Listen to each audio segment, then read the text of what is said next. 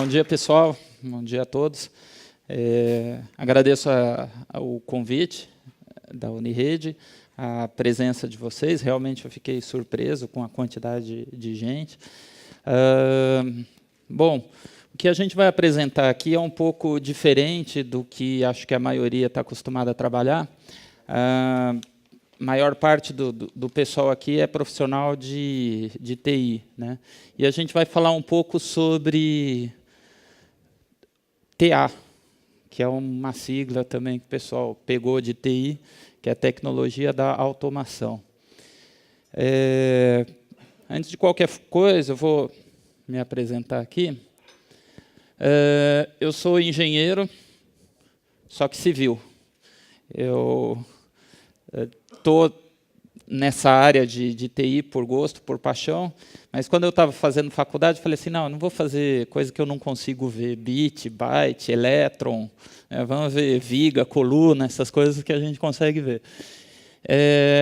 Mas, pelo gosto da automação, eu fui para a linha de automação predial, onde eu fiz mestrado lá na USP, e, nessa época, eu tive a oportunidade de fundar a Cispro, que é a empresa que eu sou cofundador e acionista, que é a empresa SA agora, que é focada na área de automação, né?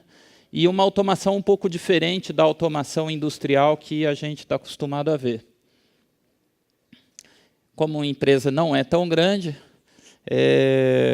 eu sou diretor comercial, analista de negócio e suporte de TI, né?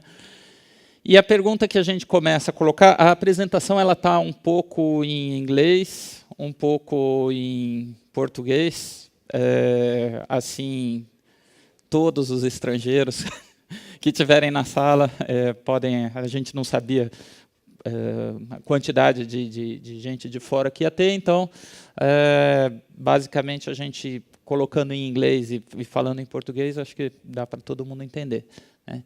Então, a pergunta que a gente fez recentemente, a gente começou a trabalhar com os ABICs num projeto, inclusive aqui em Porto Alegre, né? A gente fez a automação da rede de distribuição de gás natural do Rio Grande do Sul inteiro, como a gente vai ver. E a pergunta que, mexendo um pouquinho mais com os ABICs, a pergunta que a gente fez foi, tá bom, ele monitora equipamentos, redes, servidores, e se a gente pudesse ir um pouco mais? Por que surgiu essa dúvida, né? Porque a gente começou a perceber que o produto que a gente usava para automação ou para o monitoramento e automação industrial tinha muita semelhança com os ABICs, na questão estrutural. E algumas diferenças também. Então, a ideia hoje é provocar justamente essa questão, até que o Luciano colocou com bastante propriedade ontem, sobre colocar os ABICs num contexto maior do que inicialmente ele foi projetado. Existem, sim, muitas restrições, e aí, ao longo, no meio da palestra, eu vou colocar qual é uma das motivações que eu tenho de trabalhar nessa questão de ampliar as fronteiras dos ABICs, né? Então, uma pergunta que tem aí é como as máquinas dominarão o mundo, né? Então, a gente trabalha aí com uma série... As primeiras vezes que eu fui naqueles mega data centers, que, né, vocês estão acostumados, eu falei assim, caramba, né? Isso daqui tem a capacidade de processamento, se a gente multiplicar isso ao longo do mundo, só que existe essas 3 siglas, que o pessoal aqui já comentou ontem também, tem o pessoal já focado em trabalhar. A gente trabalhava com uma outra sigla, a gente trabalhava com a sigla M2M, que é Machine to Machine, porque a nossa especialidade é o quê? Trazer as informações de campo para uma sala de controle. Esse é o objetivo maior. E, para isso, a gente desenvolveu lá na Cispro, não só a questão de software e infraestrutura, mas de equipamentos. Esse equipamento que eu trouxe aqui, que, por coincidência, juro, ele está medindo a temperatura da sala, que parece meio polêmica, né? Eu tenho aqui uma ponta de PT100, que é um termômetro de platina, e ligado a um equipamento que pode medir pressão, pode medir temperatura, pode medir instrumentação de um modo geral. Ontem já alguém até me perguntou assim, mas tem um Zabbix Agent aqui dentro do equipamento? Não, não tem. A gente estava pensando em colocar SNMP, mas o mundo da indústria é diferente. É diferente, mas é semelhante. Vocês falam SNMP e a indústria fala Modbus, Profibus.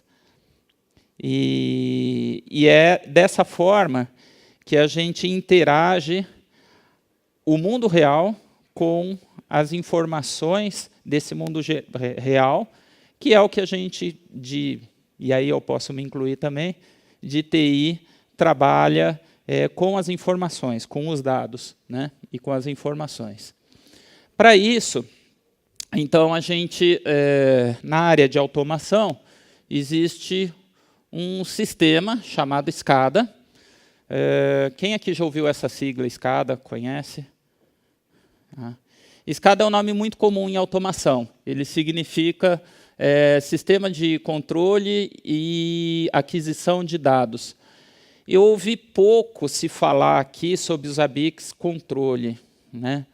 Mas controle, a gente consegue falar muito assim, eu consigo setar na máquina parâmetros.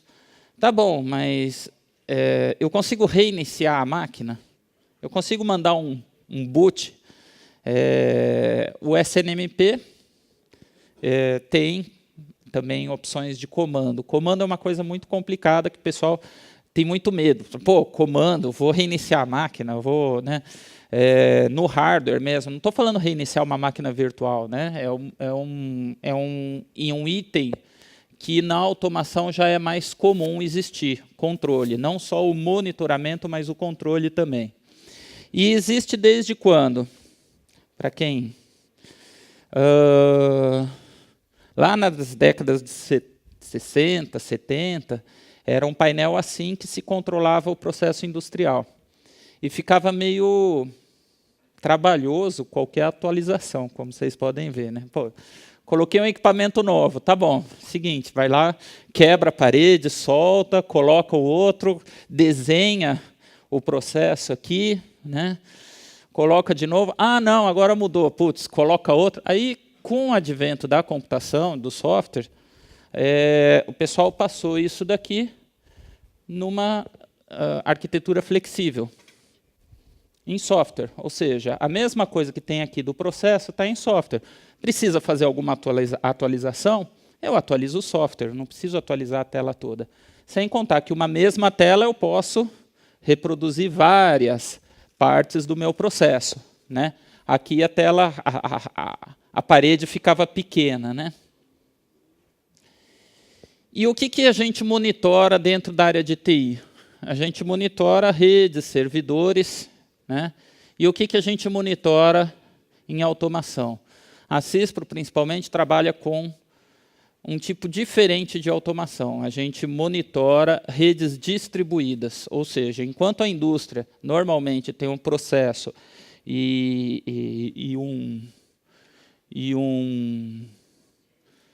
uma monitoração próxima ao processo, a gente tem estações, isso daqui para vocês terem uma ideia, é uma estação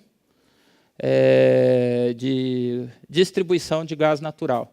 Uma estação dessa atende uma cidade inteira, ou às vezes mais de uma cidade, né?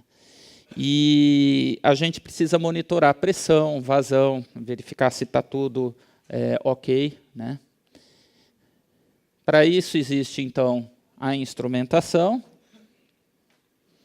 E aí a gente tem aqui, por exemplo, eu peguei um gancho aqui, isso daqui é um filtro, tá? Então, o gás que vem lá do gasoduto, esses que a gente ouve falar aí da Petrobras, etc., ele passa por aqui, aqui tem um filtro, e esse filtro pode entupir e, de repente, parar de passar gás.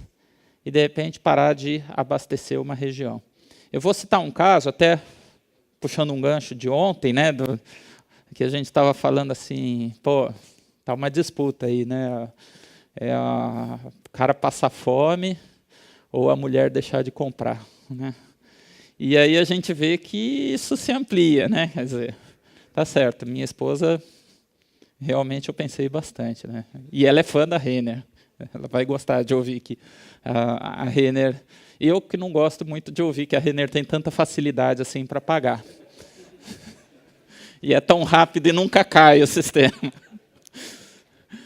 Mas ela, assim como, por exemplo, a gente tem uma dependência de algumas coisas, né? O pessoal costuma citar muito, por exemplo, controle de tráfego aéreo, algumas situações críticas, né? E realmente a distribuição de gás é uma situação crítica. Eu vou colocar um caso aqui que aconteceu na Comgás. Esse daqui é um mapa da região de São Paulo, ali próximo da Barra Funda, Perdizes. Isso daqui é um caso real que aconteceu em 2000, quando a Comgás, que é a distribuidora de gás lá de São Paulo, ainda não tinha implantado 100% do monitoramento. Isso daqui é uma área residencial com aproximadamente 7.000 clientes consumidores de gás natural. E eles têm um bolsão, que é uma região delimitada, que eu passo a tubulação de gás, e esse bolsão é alimentado por 2 ramais principais aqui, o A e o B. E o pessoal foi fazer manutenção no ramal A e deixou o bolsão alimentado só pelo ramal B. E largou, e ninguém estava monitorando isso. E o ramal B parou de fornecer, ele não sustentou a demanda aqui, caiu e ninguém estava monitorando. A Comgás só começou a saber que começou a faltar gás a hora que caiu no 0800. É aquilo que a gente falou ontem sobre a hora que o cliente sabe que o problema aconteceu antes da gente, aí já é tarde demais. Para uma distribuição de gás, é muito pior. Por quê? Porque, diferente da energia elétrica, que se faltar, a hora que volta, simplesmente volta, no gás, se vocês pensarem, ainda mais uma área residencial como essa, 7.000 clientes, a pessoa está lá esquentando o chá para sair. E aí deixou o chá lá e saiu, o fogão ficou aceso. Aí você corta o fornecimento de gás. Quando você volta a fornecer gás, não é igual a energia elétrica ou água, que basta voltar a fornecer. Olha o perigo que é você voltar a fornecer gás para aquele fogão que tinha ficado aberto. Ele tinha ficado aberto, mas aceso. A hora que você para de fornecer gás, o fogão apaga. E a hora que você fornece de novo, ele não acende sozinho, né? E começa a sair gás. Ou seja, a logística para contornar uma situação como essa custou aproximadamente 2 milhões na época de reais para a Comgás. Paga um sistema de monitoramento, sem dúvida nenhuma. Paga várias vezes o sistema de monitoramento. Para vocês perceberem que a falta de monitoramento, além de tudo aquilo que a gente conversou ontem, envolve uma questão, muitas vezes, de segurança. Tá? Então, o que a gente fez? Isso daqui, aqui embaixo existe uma estação enterrada de gás, que é desse ponto A. Aqui embaixo, uma outra estação, e a gente monitorou e enviou esses dados para a central da Comgás. Lá na central, nessa época, a gente não fazia o monitoramento. Já aqui, na Sulgás, a gente não fazia a sala de controle, a gente só fazia a parte de campo, né, com esses equipamentos que estão aqui, igual a gente está medindo a temperatura. Aqui na Sulgás, essa é uma tela, um tanto Frankenstein, esse é o centro de gerenciamento aqui da Sulgás. E a gente tem aqui o software de gerenciamento, já aviso de antemão, que não é o Zabbix, mas a gente tem aqui o software de gerenciamento que é o Zabbix. Ou seja, a gente está usando o Zabbix para monitorar, a Sulgás já usava o Zabbix para monitorar a rede computacional dela, e o software usado aqui é um software, inclusive, de um fabricante daqui mesmo. Na verdade, quando a gente foi participar, a gente falou assim, bom, o projeto é lá no Sul, né? O pessoal do Sul gosta do pessoal do Sul, né? Aí a gente fechou o projeto aqui junto com a Altos, que é uma empresa grande aqui da região, e para usar o software Ellipse, né? Ellipse é o maior fabricante de software de supervisão aqui no Brasil. Só que tem uma coisa, esse software ele é voltado para a indústria de processo. Então, eu vou começar a colocar algumas comparações aqui com os Zabbix e que a gente começava a ver a semelhança que existe entre os Zabbix e um sistema um sistema SCADA, tá? Primeiro ponto que a gente precisa ver é o seguinte: quando eu vou cadastrar aqui o número de estações, eu vou pedir só para o pessoal mudar aqui, chavear para o...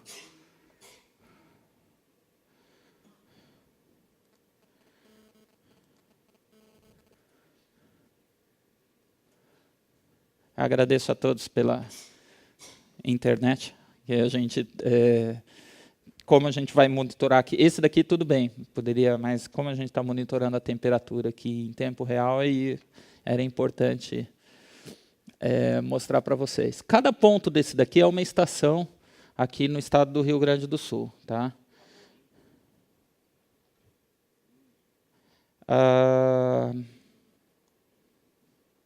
Os softwares tradicionais eles não têm essa flexibilidade. Ontem eu achei bem bacana, o pessoal mostrou um módulo aqui de integração do Google com os Zabbix. É importante, a gente foi atrás da licença do Google, inclusive. O Google, para sistemas fechados, ou seja, que precisa de login e senha, ele cobra. E ele tira toda a diferença do que ele não cobra para os sistemas abertos. Isso motivou a gente a mudar o mapa do Google para o mapa da Nokia, né, que agora é de um outro consórcio. Qual que é a ideia? A ideia é ter uma flexibilidade tal que eu consiga monitorar vários pontos e consiga cadastrar várias estações, né, de uma forma simples. E aí é que a gente começa a ver o quanto os Zabbix é bacana nisso. A gente consegue cadastrar nos Zabbix o que TI chama de hosts, né? Vocês conhecem como hosts, para a gente é um dispositivo. O que vocês chamam de itens, item, para a gente é uma variável. No final das contas é a mesma coisa, tá certo? Eu posso medir o fluxo de dados que está passando numa rede, ou o fluxo de gás que está passando numa rede de gás, ou a corrente que está passando numa rede elétrica, ou seja, não importa a grandeza, né? E a gente procurou dar na cara do nosso supervisório, vamos dizer assim, entre aspas, porque a nossa ideia não era uma forma mais amigável e mais dinâmica de trabalhar do que os softwares tradicionais. Então, isso daqui, por exemplo, eu consigo verificar aqui na rede de gás, e aí se eu não estou vendo a rede, basta eu selecionar aqui, eu posso colocar no meu mapa a rede, eu consigo ver a pressão de gás em cada ponto da rede do cliente, né? Isso daqui é uma ferramenta bem interessante do ponto de vista de visualização, até porque eu vi o pessoal falando muito da questão de front-end dos Zabbix, né? Naturalmente, a gente, quando trabalha com interfaces desse tipo, a gente não está desenvolvendo do zero. Então, por exemplo, a gente está trabalhando com opções de dashboard, com flexibilização de tamanho e de configuração de dashboard, né? Opção de gráficos, trabalhar questão visual, relatórios e etc., né? O que a gente percebe é que beleza, pode voltar na apresentação. O que a gente percebe é que, para a parte de cadastro, aquela questão que... Isso eu achei fantástico nos Zabbix. Aquela questão de você poder clonar, você poder fazer atualização em massa, trocar um parâmetro em vários, ou trocar vários parâmetros, isso daí, ou cadastrar, ou a questão de templates. A gente tem um template, e o nosso template já está fazendo o maior sucesso nas distribuidoras, um templatezinho simples. Por quê? O software tradicional, como vocês vão ver aqui um pouquinho mais para frente, isso daqui é um software tradicional. Esse daqui é o iFix, da GE. Acho que vocês devem ter ouvido falar dessa tal de GE, General Electric. Eles têm um software bastante conhecido, e aí entra a questão de cultura. Por que a gente vai, ou quando a gente vai conseguir extrapolar os limites dos Zabbix? É quando o Zabbix estiver preparado e quando as pessoas também estiverem preparadas para isso, né? Esse software ele é muito, muito querido entre o pessoal da automação. Mas, vocês lembram que tinha lá 400 estações? Sabe como eu cadastro essas 400 estações nesse software? Eu digito e cadastro estação por estação. E cada estação dessa daqui tem um bloco de variáveis, porque eu monitoro pressão, temperatura, vazão, volume, consumo de ontem, composição do gás, metano, parará. Eu tenho mais ou menos umas 200 variáveis, que seriam itens, né, para vocês, para cada estação. E eu tenho 400 estações. Dá 80 mil, mais ou menos, ali. Haja estagiário para colocar. E, se errar uma coisinha, já não lê. Então, o que a gente fez? A gente fez um template. Ah, beleza. Só que a gente teve que mudar, teve que sair desse ambiente. Por quê? Porque isso daqui é um software da década de 80, 90, que ainda se usa muito, e que não está preparado para esse mundo de TI. Né? Não só na questão de cadastro, mas também na questão de visualização. Vou pedir de novo para voltar aqui o vídeo, pessoal, voltar o... Quando a gente falou ontem, uma das demandas que a gente tem para os Zabbix é ter multiplataforma. Como a gente aqui não está usando uma plataforma Linux de apresentação, a plataforma Windows, a gente se valeu do Bootstrap para fazer a visualização, ou seja, um framework já pronto. Isso significa que esse meu menu aqui ele é dinâmico, todo carregado com base no banco, né? Eu posso modificar, criei alguma coisa nova, modifico, criei uma estação nova, ele já entra ali no menu e tal. Uma outra coisa interessante do Bootstrap, eu vou simular aqui um celular, tá? A simulação meio grosseira. O que eu vou fazer? Eu vou pegar a tela, certo? E vou colocar aqui num formato de... Ele automaticamente já cria um menu otimizado para o celular. E isso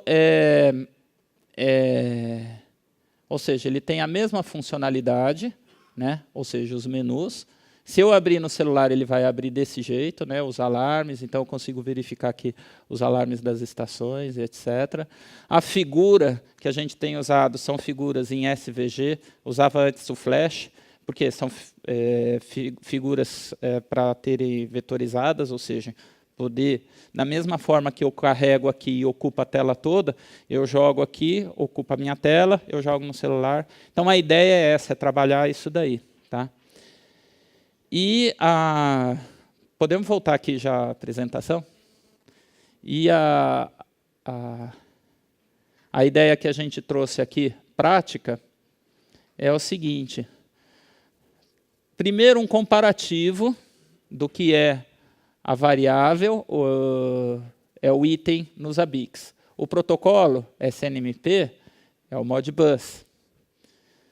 Equipamento, eu tenho um dispositivo, vocês têm um host. Eu tenho uma estação, existe um grupo. Dentro da estação, eu tenho dentro de um grupo, eu posso ter um outro grupo. Eu posso criar o que a gente chama de agrupamentos de estação, agrupamentos de dispositivo, agrupamentos de usuário, que nada mais são do que os perfis, né?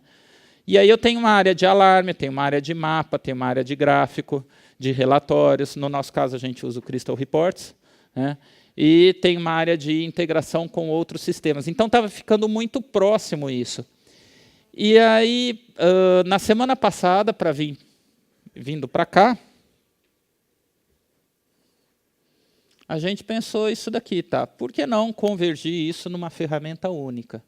Então, o aspecto que eu queria abordar aqui hoje, além do aspecto técnico que eu vou mostrar aqui, é um aspecto também estratégico. A gente acredita que é possível desenvolver um software supervisório para a indústria aberto, livre, colaborativo. E quando eu era um pouco mais jovem, eu imaginava isso como uma coisa meio estranha, meio assim, política até, tá, software aberto, tal. Mas hoje eu vejo como um aspecto bem pragmático. Os projetos que a gente implanta, para cada 5 milhões de reais de projeto, eu tenho que pagar, por exemplo, para a GE, 140 mil reais naquele software. É muito 140 mil reais num software? Considerando que a Sulgás comprou um Enterprise por quase 500 mil reais, o Oracle Enterprise, Mega, Master Plus, e nem precisava de tudo isso.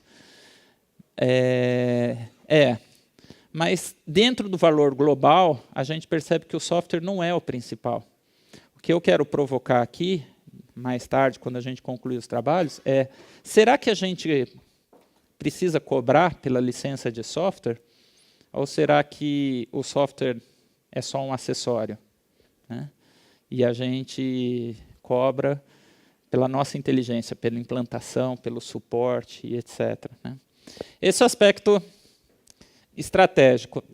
Tecnicamente, eu queria mostrar rapidamente, isso daqui eu já volto a falar. Eu entrei na internet, já tinha mandado a palestra para cá, inclusive, entrei na internet e falei assim, pô, será que tem um... Deixa eu voltar aqui. Conversando com um desenvolvedor nosso lá, eu falei para ele assim, que não vê os ABICs, né? Ele não conhece os ABICs, tal. Aí eu falei para ele assim, eu acho que os ABICs conseguem ler o nosso dispositivo. Ah, tá bom, né? Mas eu acho que os ABICs conseguem ser um supervisório. Ele, não consegue, é diferente. São coisas diferentes, estratégia diferente. Eu falei assim, não, ó, dentro dessa visão que eu tenho de fazer até um supervisório com a base dos ABICs aberto, e é claro que isso não se faz da noite para o dia, eu coloquei aqui uma data e falei para ele, ó, daqui 2 anos, se a gente conseguir colocar os ABICs para funcionar como um sistema supervisório de automação, você me paga uma pizza. Se não, eu te pago a pizza. Mas tem que ser marguerita, né? E ficou a aposta, e até agora está a aposta. Para vir para cá, eu entrei na internet e digitei 2 palavras, Modbus, ABICs. Eu entrei nesse negócio aqui, que depois eu fiquei sabendo que é novidade e tal. Falei para ele. Ele ainda falou, não. Ainda é cedo, né? Porque eu achei... Depois eu vi que tinha 2 módulos só, né? Na hora eu falei assim, tá, beleza, tem um módulo. Entrei lá no GitHub, achei aqui um módulo do Zalavisenko Vurushiranev, deve ser um russo ou alguma coisa assim. Já que o Tiago... Cadê o Tiago? Não veio?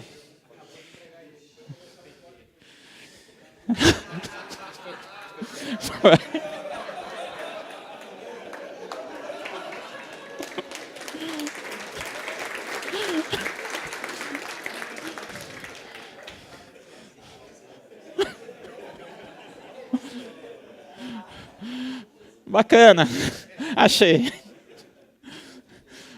Onde ele veio e falou, pô, então é você que tá... Eu falei assim, cara, eu entrei lá, digitei, tal. Eu não conheço nada, não sabia nada de módulo, não sabia nada de nada.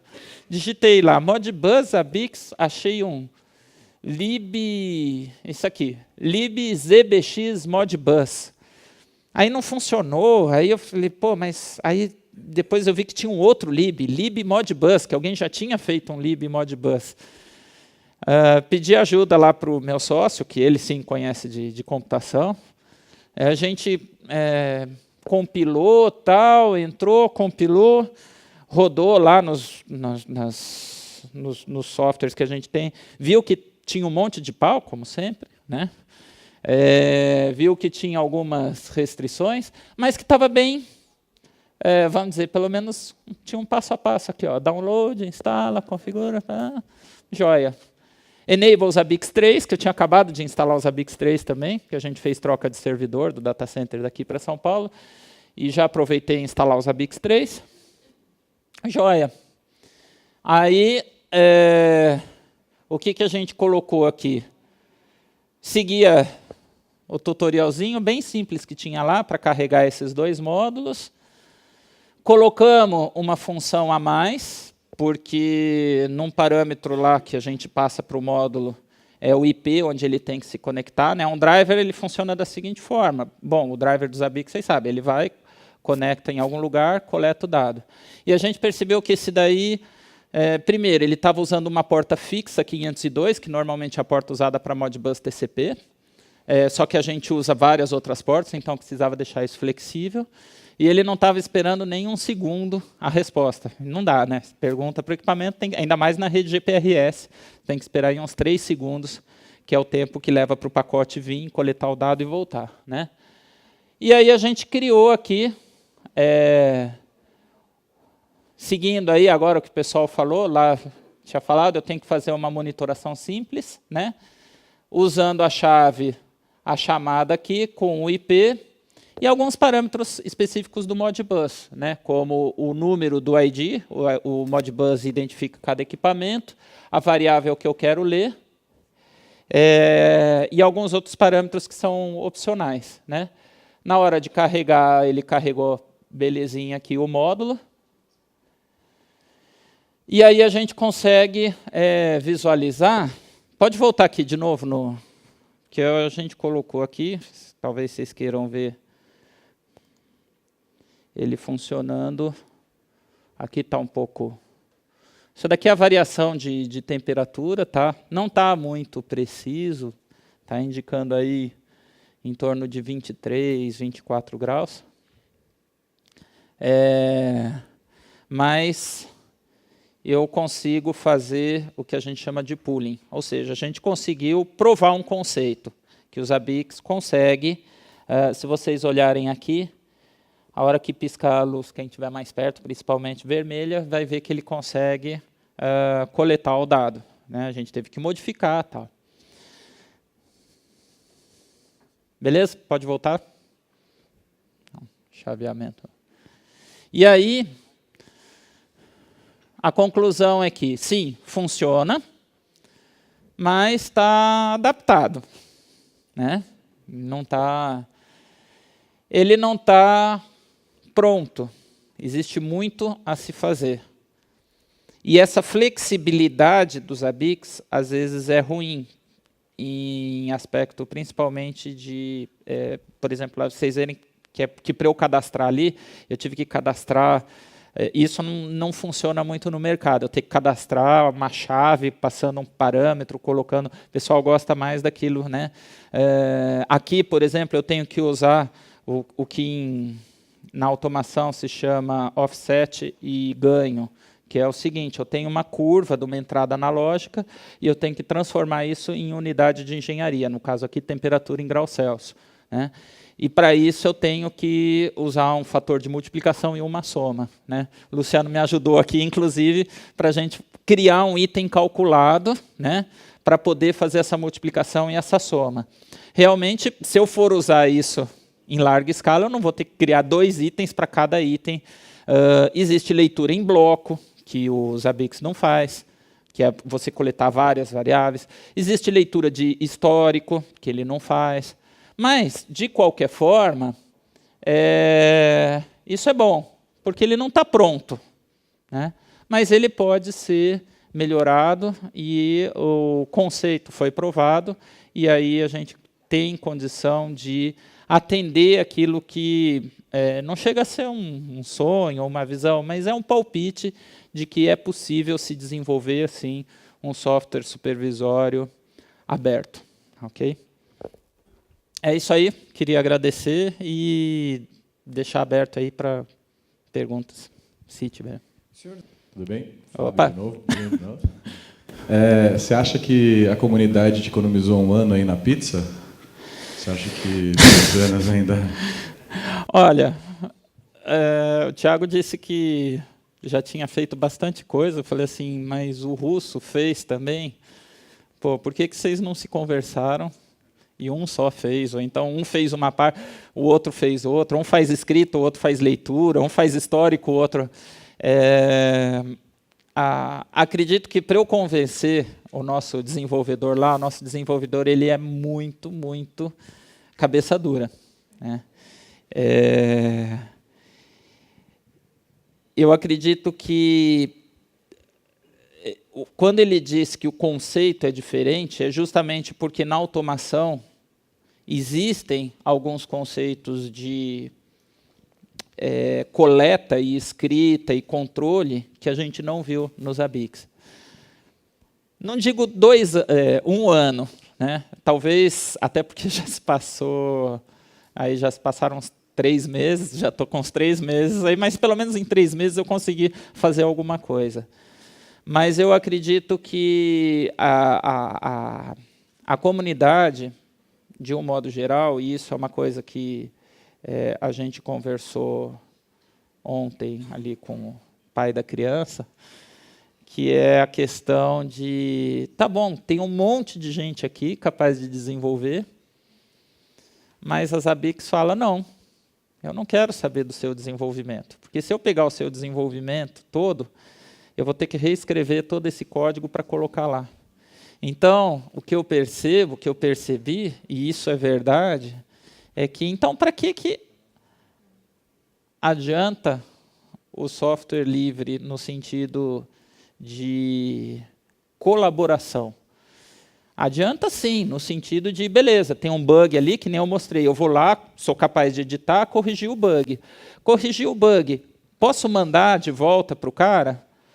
Tudo bem, mas como que é feito o controle disso? E como que é feito o controle das versões? Como que isso daí pode entrar, por exemplo, para a Zabbix ou para qualquer outra empresa que se use, se valha, né? Como a gente conversou ontem do módulo de Shen, né? Como que isso daí pode entrar na estrutura e se tornar realmente colaborativo? Porque senão, é aquilo que você falou, ganhei um ano... aparentemente não. Não descartei de vez. Eu acho que ainda está de pé a minha aposta. Mas a gente precisa resolver. Eu acho que isso daí é um gap que, com tanta funcionalidade, né? Ontem, na hora do almoço, conversando lá sobre Puppet, sobre não sei o que lá, e controle e tal, eu estava ali boiando totalmente, né? A questão de... mas para que... Justamente o quê? Para ter controle de versão, para ter uma estrutura. E cadê a estrutura colaborativa? Quanta gente não tem aqui fazendo coisa? E como que quanto trabalho, quanto tempo a gente está desperdiçando em fazer 2 vezes, né? Em não saber que alguma coisa já foi feita? Eu acho que esse daí é o ponto que eu vejo nevrálgico para resolver isso.